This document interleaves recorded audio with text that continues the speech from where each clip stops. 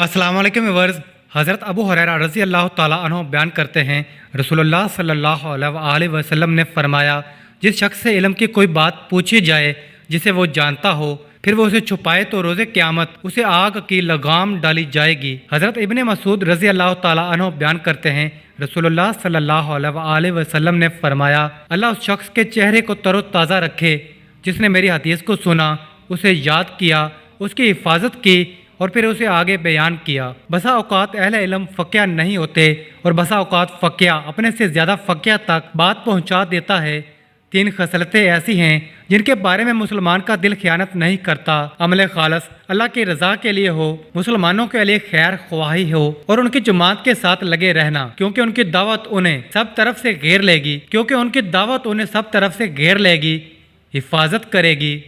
आज का सवाल, हमारे नबी सल्लल्लाहु अलैहि वसल्लम का सबसे बड़ा मोजज़ा क्या है? जवाब कमेंट्स में लाजमी दीजिएगा।